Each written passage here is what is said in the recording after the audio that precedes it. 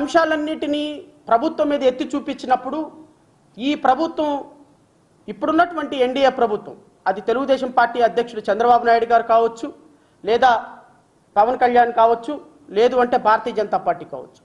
నాకు తెలిసి పవన్ కళ్యాణ్ కానీ భారతీయ జనతా పార్టీ కానీ ఈ రాష్ట్రంలో ఏ రోజు ప్రజా సమస్యల మీద పోరాటం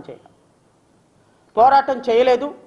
అఫ్కోర్స్ అదృష్టం తెలుగుదేశం పార్టీ వేవ్ వచ్చింది.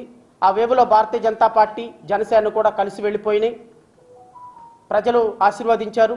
164 సీట్లతోటి అత్యున్నతమైనటువంటి మెజారిటీతో రాష్ట్ర ప్రభుత్వాన్ని ఏర్పాటు చేశారు. We are welcoming it.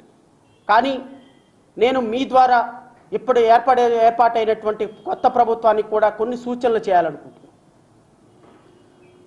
మీరు గత ప్రభుత్వంలో దళితుల మీద దాడులు, దళిత బిడ్డల మీద దాడులు, 237 అత్యంత దుర్మార్గకరమైనటువంటి దళిత బిడ్డల మీద దాడులు చేసినటువంటి, బహుజన బిడ్డల మీద దాడులు చేసినటువంటి, ముస్లిం బిడ్డల మీద దాడి చేసినటువంటి, బలహీన వర్గాల మీద దాడి చేసినటువంటి వ్యక్తుల్ని అరెస్టు చేసి వాళ్ళని శిక్షిస్తామని చెప్పి మాట ఇచ్చి ఈరోజు ప్రభుత్వంలో ఏర్పాటు చేశారు.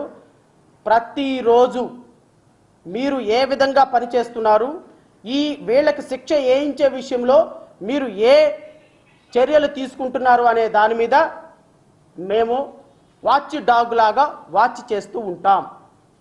మీరు ఏమాత్రమైనా సరే నిమ్మక నీరెత్తినట్టు కూర్చున్నా, మేము ఏమాత్రమైనా సరే గత ప్రభుత్వంలో చెప్పేశాం కదా, ఇక ఎవడు పట్టించుకోడు కదా, మాకు ఇక ప్రతిపక్షం లేదు కదా, జనసేన మాతోనే ఉంది, భారతీయ జనతా పార్టీ మాతోనే ఉంది, కాంగ్రెస్ పార్టీ మాతోనే ఉంది, ఇక మాకు ఎవరు ప్రతిపక్షం లేరు, మాట్లాడేవాడు ఎవడు లేడు, ఆంధ్రప్రదేశ్ రాష్ట్రంలో ప్రతిపక్షానికి 11 సీట్లు వచ్చినాయి కాబట్టి వాళ్ళ నాయకులు ఎవరు బయటకు రారు, వాళ్ళ నాయకులు ఎవరు డిబేట్లో మాట్లాడరు, వాళ్ళ నాయకులు ఎవరు కేసులు వేయరు, వాళ్ళ నాయకులు ఎవరు ప్రజాక్షేత్రంలో పోరాటం చేయరు అని మీరు అనుకుంటే పప్పులో కాలేసినట్టే.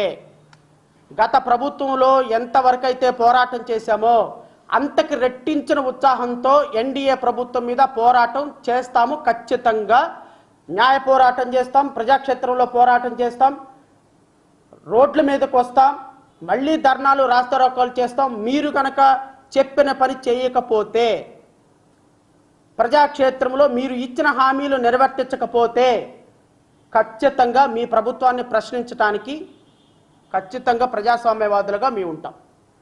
ఎస్పెషల్లీ మా పార్టీ ఖచ్చితంగా ప్రతిపక్షాలతో కలిసి పోరాటం చేయటానికి, ప్రజా సమస్యల్ని పరిరక్షించే విషయంలో ప్రభుత్వం చేత పని చేయించడానికి గత 5 సంవత్సరాల్లో ఏ పోరాటం చేశామో ఆ పోరాటం రెట్టించిన ఉత్సాహంతో చేయటానికి వీఆర్ రెడీ. ఆంధ్రప్రదేశ్ రాష్ట్ర ప్రజలకి నేను మీ ద్వారా మరొకసారి అప్పీల్ చేస్తున్నా, ఈ ప్రభుత్వానికి కూడా అప్పీల్ చేస్తున్నా. మీరు ప్రత్యేక హోదా విషయంలో ఈరోజు భారతీయ జనతా పార్టీ కూడా అత్యున్నతమైనటువంటి ఎంపీ సీట్లతోటి, ఎమ్మెల్యే సీట్లతోటి గెలిచి ఈరోజు కేంద్రంలో మీతో పాటు అధికారాన్ని పంచుకుంటున్న కారణంగా రేపు ప్రత్యేక హోదా విషయంలో తెలుగుదేశం పార్టీ అధినేత చంద్రబాబు నాయుడు గారు, పవన్ కళ్యాణ్ ఖచ్చితంగా ప్రత్యేకమైనటువంటి దృష్టి సారించాలి. ఈ రాష్ట్రానికి ప్రత్యేక హోదా అనేది అనివార్యం. ప్రత్యేక హోదా మీద మీరు కనుక పోరాటం చేయకుండా భారతీయ జనతా పార్టీని కనుక ఒప్పించకపోతే 2029లో మరలా మిమ్మల్ని ఇంటికే పరిమితం చేయాల్సి వస్తుంది రాష్ట్ర ప్రజలు. దయచేసి ప్రత్యేక హోదా మీద తెలుగుదేశం పార్టీ, జనసేన ఉమ్మడి కార్యాచరణ ప్రణాళిక రచించి కేంద్ర ప్రభుత్వంతో పాటు అధికారంలో ఉన్న మీరు ఈ రాష్ట్ర ప్రజలకు ప్రత్యేక హోదా మీద ఒక స్పష్టమైనటువంటి అవగాహన, స్పష్టమైనటువంటి ఆలోచనతోటి రాష్ట్రానికి ప్రత్యేక హోదా తెప్పించే బాధ్యత మీ భుజాల మీద ఉందని మాత్రం గుర్తుపెట్టుకోండి. Number 2, steel plant. నేను విశాఖపట్నం ప్రజల తరపు నుంచి చెప్తున్నా, భారతీయ జనతా పార్టీని గెలిపించినటువంటి ఆంధ్రప్రదేశ్ రాష్ట్ర ప్రభుత్వానికి 164 సీట్లతోటి ఎన్డీఏ ప్రభుత్వానికి అధికారం ఇచ్చినటువంటి ప్రభుత్వానికి స్టీల్ ప్లాంట్ విషయంలో ఒక్క ఇటుక రాయి కదిలినా, ఇటుక రాయికి ఒక శవం చొప్పున రాష్ట్రంలో రావణ కష్టం జరుగుతుంది. దీనికి పూర్తి బాధ్యత తెలుగుదేశం పార్టీ, పవన్ కళ్యాణ్ వహించాల్సి వస్తుంది.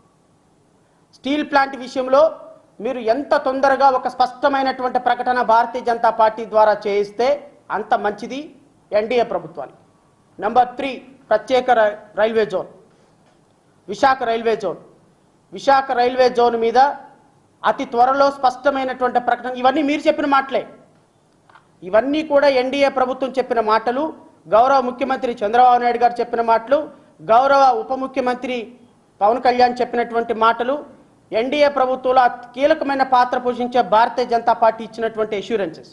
సో రైల్వే జోన్ విషయంలో కానీ, ప్రత్యేక హోదా విషయంలో కానీ, స్టీల్ ప్లాంట్ విషయంలో కానీ, అన్నిటికంటే ముఖ్యం పోలవరం పూర్తి చేస్తాను అన్న విషయాల్లో కానీ, 28 పథకాలు ఎవరైతే రద్దు చేశారో ఆ 28 పథకాలు ఎస్సీ ఎస్టీ పథకాలు పునరుద్ధరించే విషయంలో కానీ, 237 మంది అత్యంత దారుణమైనటువంటి మారణ హోమం జరిగిన దళిత బిడ్డల మీద జరిగినటువంటి మారణ హోమాల్లో వాళ్ళందరికీ శిక్ష పడే విషయంలో కానీ, ఎస్సీ ఎస్టీ సప్లా నిధులు డైవర్ట్ కాకుండా పూర్తి స్థాయిలో వారి ఉన్నతికి వినియోగించే విషయంలో కానీ, నెంబర్ 7 అమరావతిని బిల్డ్ చేసే విషయంలో కానీ, పూర్తి స్థాయిలో అమరావతి రైతులకు న్యాయం చేసే విషయంలో కానీ, 10 సంవత్సరాలు నష్టపోయినటువంటి అమరావతి రైతులకి న్యాయం చేసే విషయంలో కానీ తెలుగుదేశం ప్రభుత్వం, జనసేన ప్రభుత్వం కాకమ్మ కబుర్లు చెప్పి కేవలం అధికారాన్ని తెచ్చుకొని ఒక 5 సంవత్సరాలు మబ్బి పుచ్చాలి అని అనుకుంటే మాత్రం